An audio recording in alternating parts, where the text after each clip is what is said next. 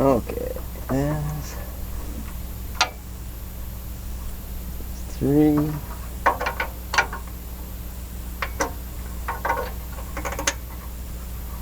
And this one is 4.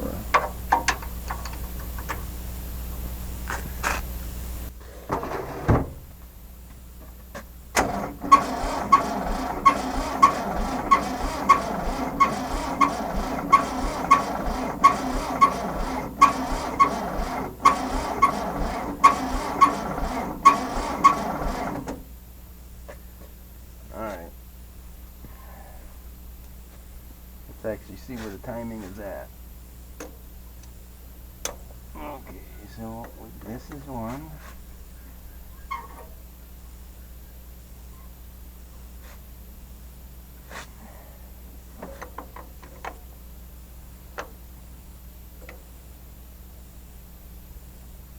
Yeah, it's way advanced.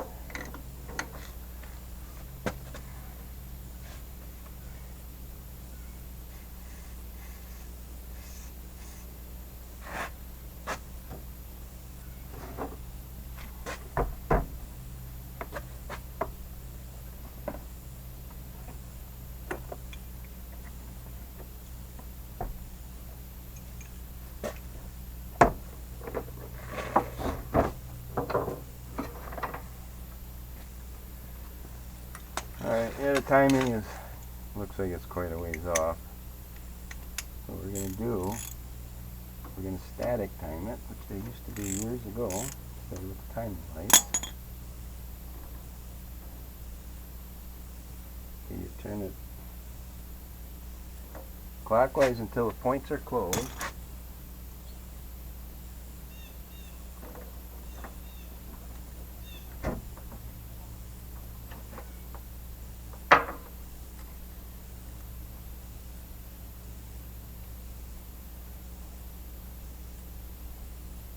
Alright, points are closed.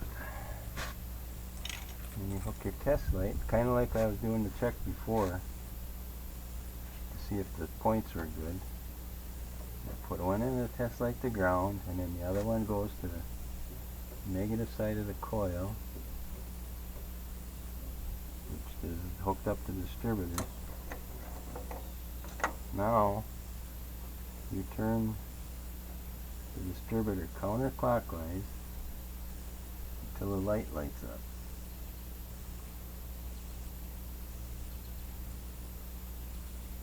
It's not lighting up. Do we have power? We have power. There it goes. I just hit it. Turn it away. Okay, so turn it clockwise, the points are closed. Light should be off. Now you turn it counterclockwise just till the light comes on. Light's on. That's timed now. That's static timing. And I got it set at 10 degrees. It's probably supposed to be less, but we can set it better later. So that's what we have. And you cinch it down. It should be properly timed.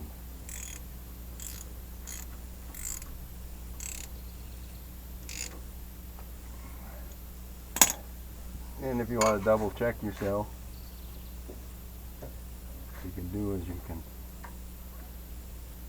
turn it, the engine counterclockwise, and then turn it clockwise until the light lights up.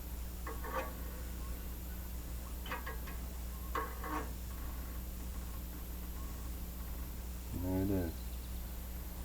So it's, and then you'd look at your marks and it's lined up where you initially had set your timing. So we're good on timing now. Timing is good. We got spark. That did dump some gas down there.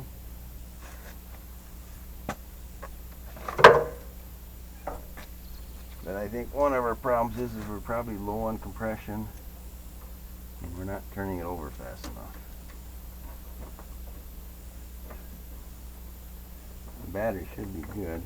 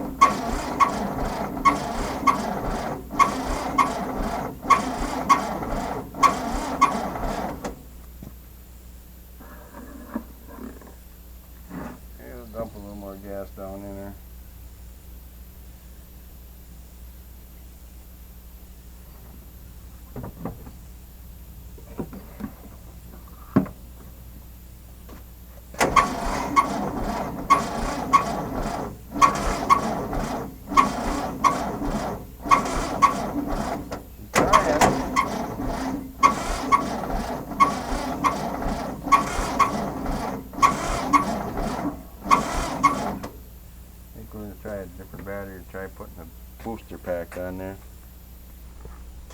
Alright, we're going to try this again. Yeah, it was turning over too slow, I think, so I put different batteries in and tried charging it, and it wasn't a battery problem, so I found a different starter and put another starter in there, and now it spins over a little faster. So let's see if we can get this thing fired up.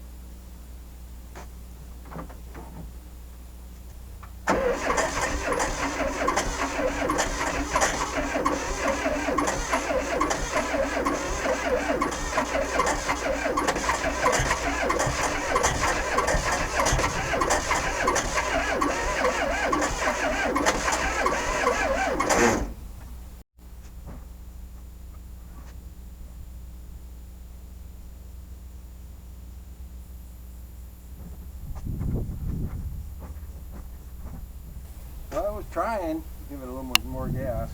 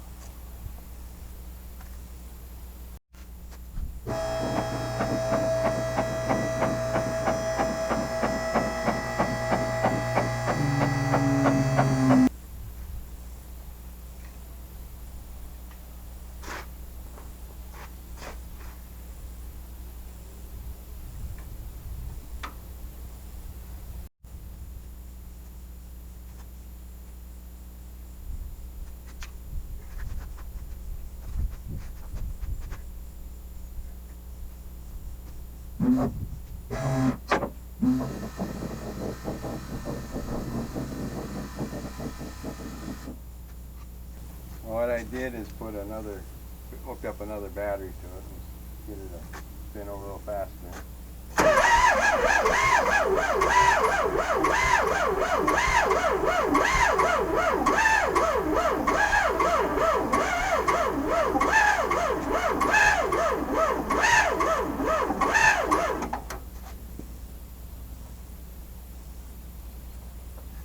Check the spark again.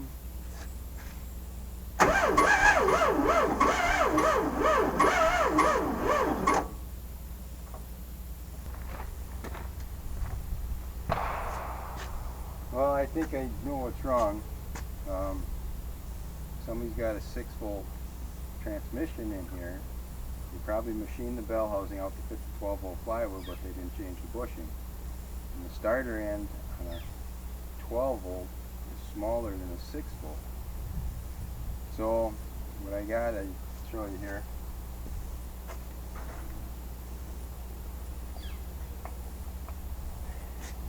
You probably can't see, but this is a 6-volt. The nose on this one, I don't know if you can see, it's a little bit smaller. So I'm gonna verify that by putting 6-volt in the transmission if it fits. Then I know that's a 6-volt bell housing.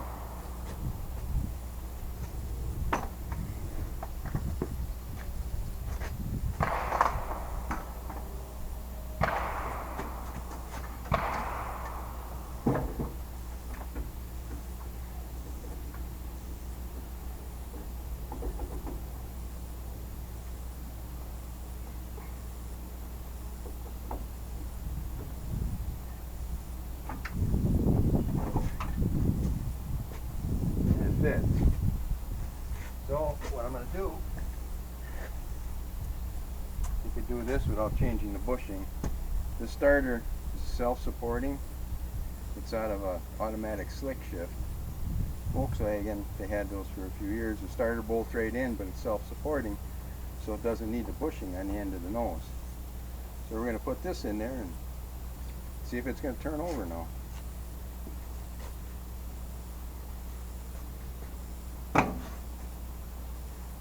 Yeah, I was kind of looking at it, and I was thinking, well, maybe it does. And then I looked at the axles between the backing plate and the swing arm, or the arm, the swing or the spring plate is narrower on a 6 volt than on the 12 volts. And this was pretty narrow, so I assume that it's probably 6 volt, and it doesn't mean that you can't change the axles out and put the shorter axles in the 12 volt, but it was a good chance that it was a 6 volt. So we're going to put the self-supporting in there and try it. I put about 3 starters in there, and then I went and got a known good one, and it turned real slow.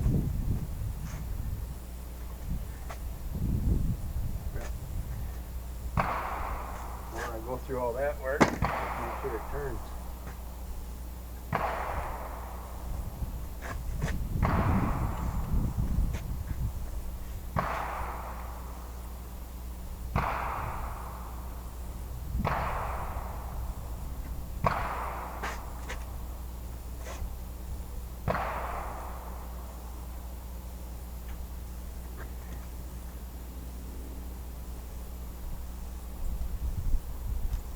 And it doesn't turn.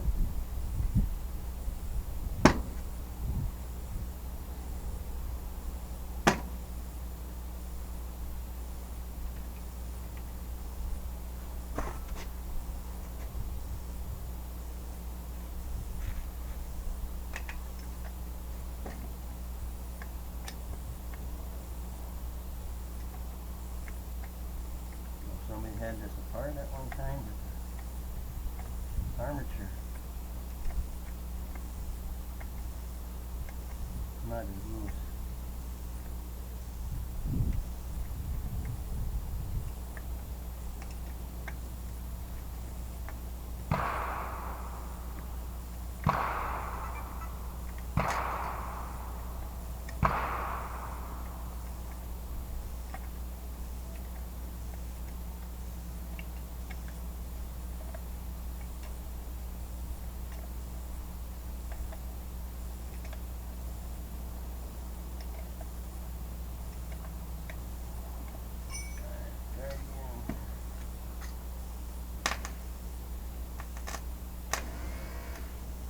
Alright, I went right to the armature coil on the back here, the bottom, and I went bypass the solenoid, so I know that it's turning.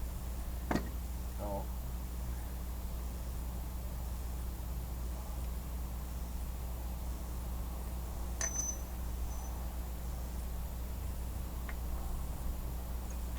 well, solenoid's bad.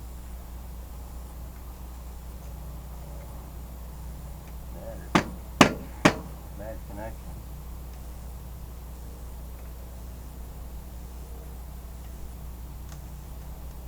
Yep, not good. Well, we'll dig back in the pile and see if they got some more back there.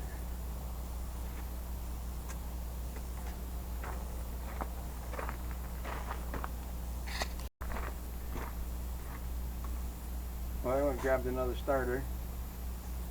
Let's test that.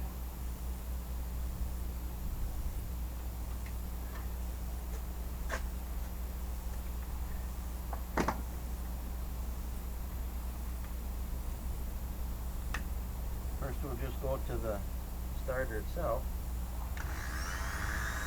It's thin. So let's check the solenoid.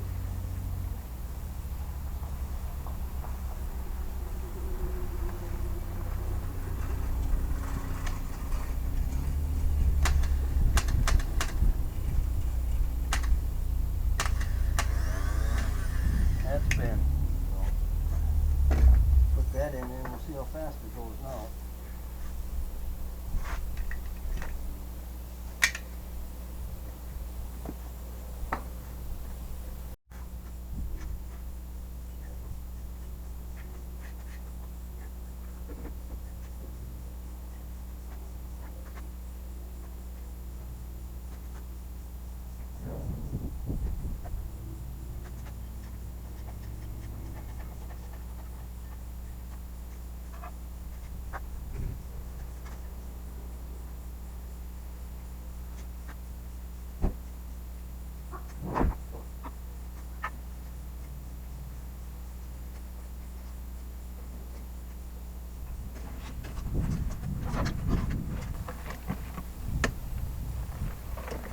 fired up yet? No, I've been having starter problems. Yeah. But 4 different starters in it, and it kept doing the same thing. Yeah. And then I looked at the axle tube here. Yeah. It's short. Yeah. That needs a 6-volt. Mm-hmm. So somebody put a 6-volt transmission in there. You got 12-volt engine. And what they clearance did the bell housing for a 12-volt flywheel, Yeah. but they never put starter bushing in there. Mm-hmm. So I got a starter on the slick shift. Yeah. Put that in there for now, and then we'll, once I get it fired up, I got to pull the engine. The transmission mounts are bad. Yeah. Got to pull the engine up with the right starter bushing in there.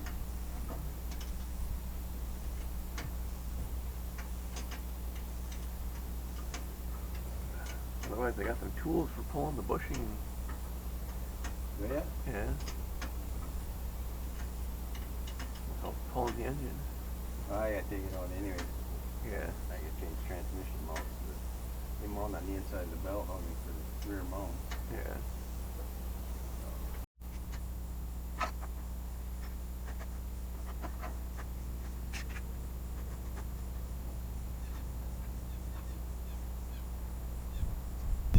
Did pop off a little bit, a couple Yeah. times. Yeah. Not a lot.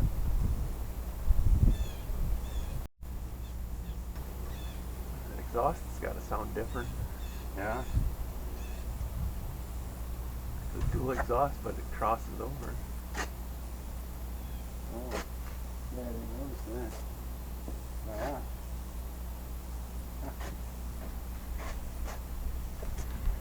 Is that more tuned than a regular dual exhaust? I don't know. That sounds like.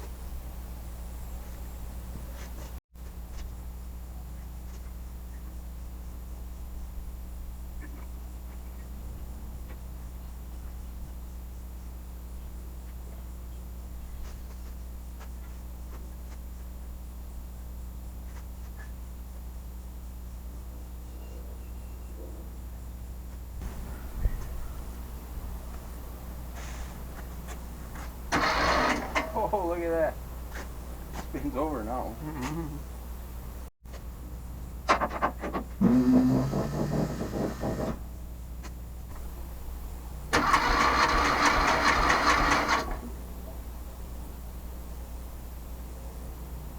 Yeah, looks like it's got about 80. Started.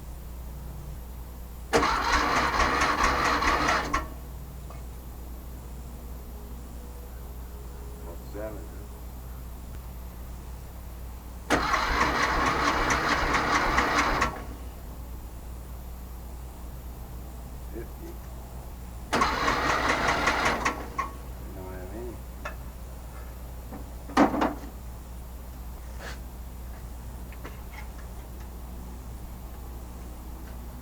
Pull the valve cover off, see if the valve is, the valves is stuck or broken.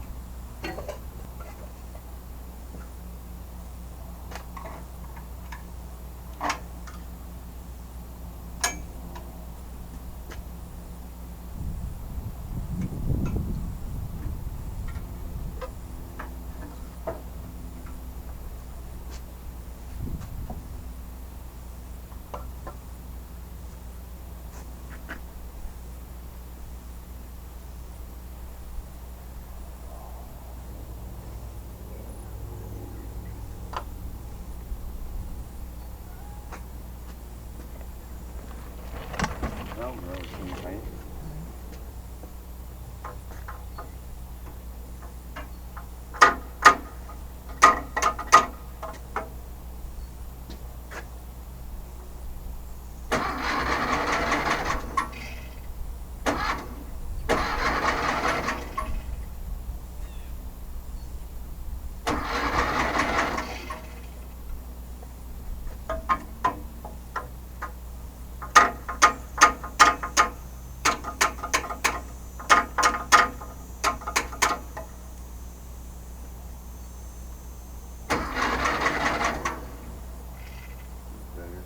it's working. There must have crud underneath the valve seat.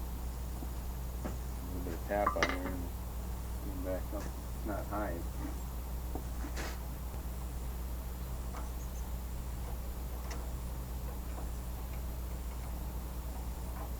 Daddy!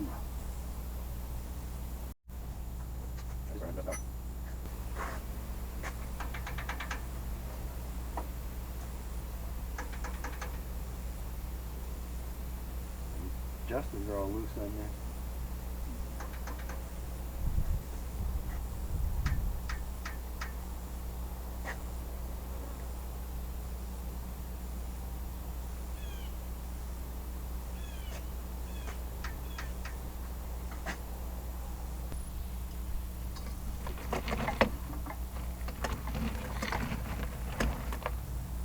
Go get one adjuster, the one I'm trying to, the nut one turn on the adjuster, the jam nut.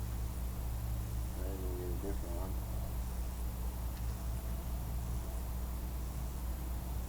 Yeah, for some reason they had all the valves are loose on here.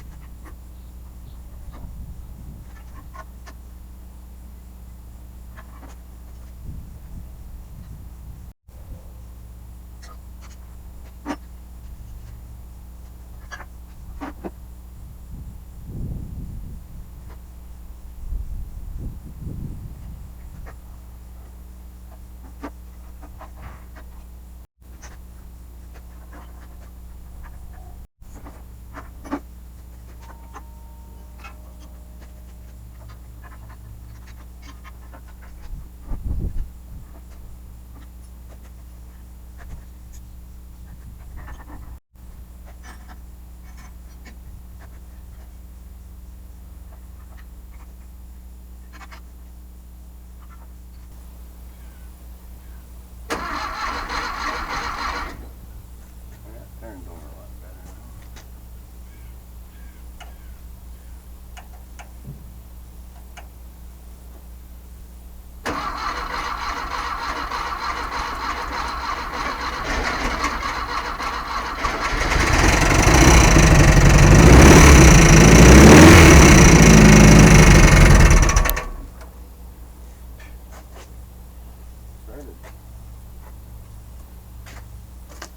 Guy had steel wool in there to keep the mice out. And I'm guessing the mice got in there anyways.